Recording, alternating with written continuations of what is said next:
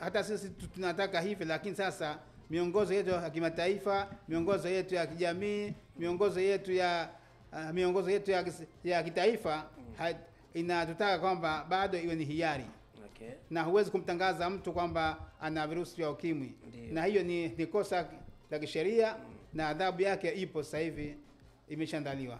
Okay. Kwa hivyo yeye mwenyewe ndio anatakiwa ajitangaze na sio wewe umtangaze. Sawa. Adhabu yake ni ipi? Kuna adhabu nyingi tu. Kuna faini na kifungo pia. Ziko wenzetu wazake pale wanao sheria kabisa ya ukimwi tayari imeshapitishwa na iko tayari. Aidha unaweza ukafungwa au ukatosha faini kubwa tu ya kuweza kufungwa. Unafungwa miaka mingapi au miezi mingapi? Kwa inategemea na kosa ambalo unalifanya, lakini zaidi ya miezi 6 au hata miaka 5 unaweza kufungwa hivi. Mimi nimekutangaza wewe una ukimwi Na kushtaki kwa nini umenitangaza? Nachukulia muda gani kwamba mimi nafungwa au natozwa fine? Sasa wewe inategemea na yeye nani. Wewe nimesha kushtaki. Nategemea na hakimu na sheria inasemaje. Inatafsiri inasemaje. Inawezekana pengine ukafungwa au katozwa faini zote mbili pamoja.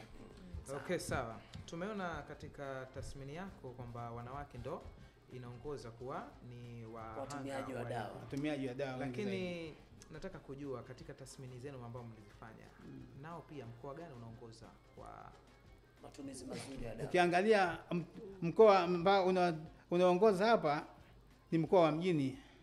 Unaongoza zaidi kwa na matumizi makubwa ya dawa za ARV kulinganisha na mikoa mingine. Mkoa wa Mjini Magharibi. Kwa hiyo hapo ndio inaonyesha inaongoza. Kwa hiyo pia inaongoza kwa idadi kubwa ya watu ambao wameathirika. Ndio, mkoa wa Mjini unaongoza zaidi.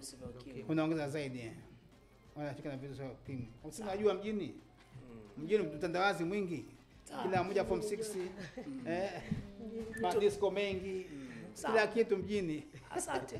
Turudi kwako Mohamed. Mohamed Alfani ambaye ni mwelimishaji wa huduma na tiba kwa watu wanaoishi na virusi vya ukimwi. Ni kwa kiasi gani unatoa hii elimu ya matumizi ya dawa za ARV kwa watu wanaoishi na virusi vya ukimwi? Na huwa unaitoa katika mtindo gani elimu hiyo? Swali zuri, kwa sababu kwenye kumpatia elimu mhusika ambaye anatumia dawa ndo kuna kumfanya aweze kubakia kwenye huduma na tiba. Aweze kuwa yeye awe balozi mzuri kwa mwenza na wanaomzunguka ili kuweza kushiriki katika upimaji, katika screening, katika family planning na mambo yote yanayohusu CTC kiujumla. Anapokuja client kwa siku ya kwanza kuja pale tunasema client ni mteja yule. Tunamaanisha ni mpokea huduma huyo. Mpokea huduma. Sawa. Tunatumia neno hili client, hatupende kutumia yani mgonjwa kama yani client ni kizungu. Hata ukisema yani ukisema patient unakuwa umemnini kama mgonjwa. Sasa uzungu na vipi na Uswahili?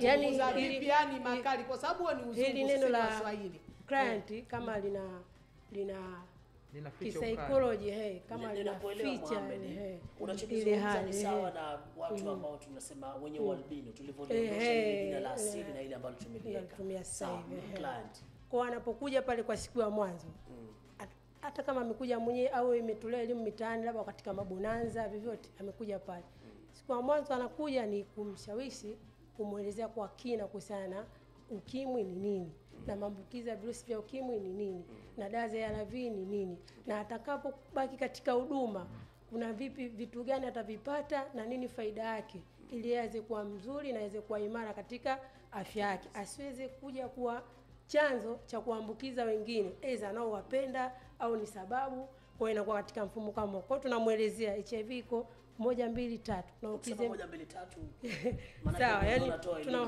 tunamwambia kabisa kwamba HIV yenyewe jinsi kama ilivyo tukisema VVU ni maambukizi ya virusi vya ukimwi ambavyo ukizembea katika umezaji wa dawa vinasababisha wewe uweze kupata ukimwi na ukipata ukimwi maana yake umeruhusu kinga yako ya mwili kuwa dhaifu na kushambuliwa na magonjwa nyemelezi ambao hivi ni sababu ya wewe kuto kupiga hatua. Ndio. Maana yake utakuwa unashambuliwa na TB suspect, lakini pia tunasema magonjwa ya ngono yale gonoria, kaswende, lakini pia utakuwa unashambuliwa na magonjwa ya ngozi kama vile mkanda wa jeshi, upele, ukurutu, yani vinakuwa rahisi kwa sababu kinga zako zinakuwa zipo chini. Kwa hii ndio inasababisha katika mfumo kwa tunamuelezea kwa kina, anaweza kufahamu na anakuwa mstari wa mbele. Tukishamueleza kuhusiana na ule ukimwi wenyewe, kama mtu kimueleza faida, huu ukimwi ndio hichi hapa, maana yake yeye anakuwa anaelewa sasa hichi ndio ukimwi. Nawezaje mimi kuwa mstari wa mbele kuwaepusha wengine wasiweze kupata kama mimi nilivyotokezea nikawa nao au kawa kwa vyovyote vile. Ikisha unakuja kumuelezea sasa kuhusiana na dawa zenyewe. Bwana, kama ushakuwa tayari kutumia dawa, hizi dawa faida yake ya kwanza zitakufanya wewe kuzidisha kinga yako ya mwili, kwa sababu zitakata makali ya virusi vya ukimwi, vitafubaza, vitavilaza, itafikia hatua itakuwa H isiko tu H. Anasema havionekani, haviambukizi. Kisema havionekani, haviambukizi, maana yake tunakusudia kile kipimo cha wataalamu ambacho wamekitengeneza kimefikia hatua kwamba bwana hapa kipo vizuri. Shona kipimo hakionekani. Ndio. Kile kipimo haina maana labda kwenye mwili ndio vile virusi vimetoweka, asini hivyo. Lakini kile kipimo kama kile, kwa maelezo mepesi, nadhani kile cha malaria tunakifahamu. Kama kile ushafahamu, maana yake ile mitambo yenyewe, labda niseme hilo, ndio vinaonyesha kwamba upo vizuri, yani target not detected, yani umefikia hatua nzuri, ile target ambayo imetengenezwa pale ni pazuri. Kwa hapo kishamuelezea hivyo, mtu anakuwa na hamasa kama yeye kuweza kuzitumia zile dawa. Kumbe naweza kufikia hatua hii, kwa sababu mara nyingi mtu anakuwa mimi ndo ninauma ukimwi tena, maana yake wewe utaongea naye vizuri, lakini bado anakuwa unajua yale mapokeo kwa siku ya mwanzo. Kwa unabidi umuelezee, ucheze, uvae viatu vyake, mwisho wa siku anabaki katika huduma na anakuwa anatumia dawa na anakubali ile hali. Okay, inakuwa H equals to H umesema H havionekani, haviambukizi. Nimekuja kupima, vimejulikanika viko hivyo, na mimi nataka kuoa au nataka kuolewa. Nimekuja na mwenzangu na tulitendo umeshapima, imewekana hivyo. Sasa mwenzangu kumbuka hivyo haiji tu kwa siku ile ya mwanzo. Unakuwa katika mlolongo wa umezaji wa dawa. Anasema nishameza dawa, ndio nishameza dawa, ndio imefika hivi. Yaani ninachozungumza nimeshameza dawa, ushabakia kwenye huduma na tiba. Nishafika huko. Sasa na mimi ndio nataka kuolewa au nataka kuoa. Mwenzangu unakuja naye napima naye yeye hana. Lakini wewe ndio mimi kinini ndio ishaonyesha H to H, sijui H to H. Sasa hapo inakuaje sasa? Yule mlengo ambaye mnamkuta mwenzangu sasa ndio mwenzangu, sasa ndio tunataka tukajenge maisha. Yeye mnaanza kumueleza vipi? Au kwa inaonyesha kwamba mimi naondoka kwa mapana, nishajua mimi sina, naendeleza maisha yangu. Swali zuri lingine, kwa sababu hili pia lina changamoto. Ukiwa unaishi na maambukizi ya virusi vya ukimwi, haina maana kwamba huwezi kuwa na mwenza ambaye hana.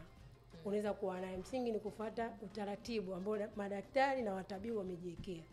Utaratibu ambao upo kwa sasa, kuna zile PrEP.